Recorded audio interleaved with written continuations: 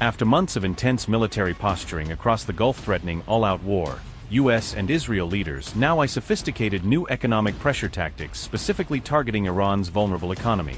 President Donald Trump and Israeli Prime Minister Benjamin Netanyahu agreed to dramatically intensify suffocating economic pressure strangling Tehran's vital revenue streams, Axios exclusively reports.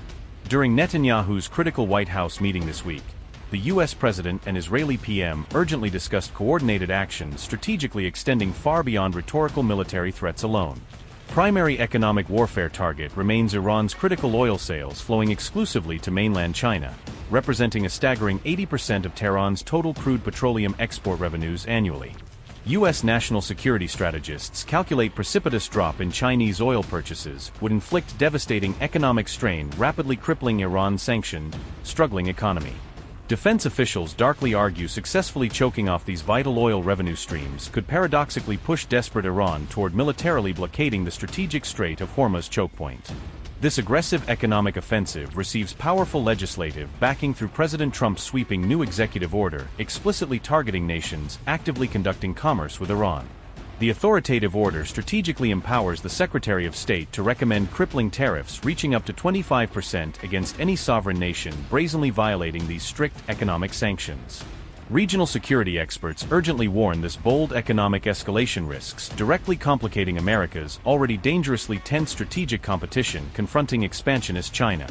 These punitive tariffs could catastrophically threaten U.S. urgent bids securing alternative rare earth mineral supply chains alongside planned high-stakes diplomatic summits scheduled in Beijing.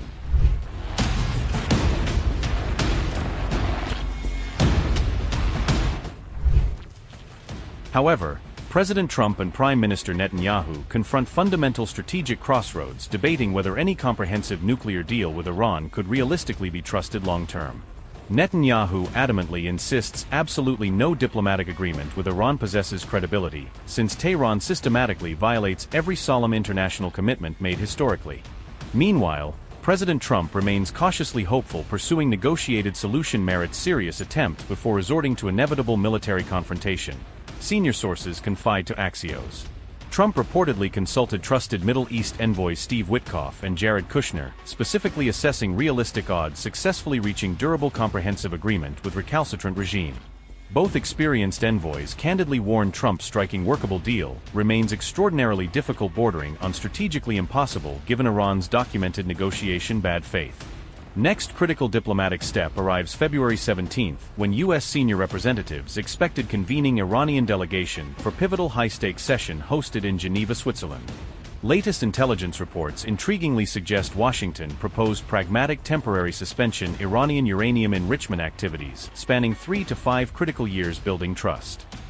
This economic escalation unfolds precisely as U.S. Navy confronts operational setbacks during Caribbean deployments unrelated to Iran crisis but highlighting readiness challenges. Admiral Daryl Caudle said, and I quote, "I think the Ford, from its capability perspective, would be an invaluable option for any military thing the president wants to do. But if it requires an extension, it's going to get some pushback from the CNO. And I will see if there is something else I can do. I am a big non-fan of extensions. I'm a sailor's first CNO. People want to have some type of certainty that they're going to do a 7-month deployment." This comes as a 21-year-old Marine tragically fell overboard from amphibious assault ship USS Iwo Jima, operating in the strategically vital Caribbean Maritime Theater. The young Marine declared officially deceased following exhaustive 3-day multinational search across vast treacherous Caribbean sea waters yielding no recovery.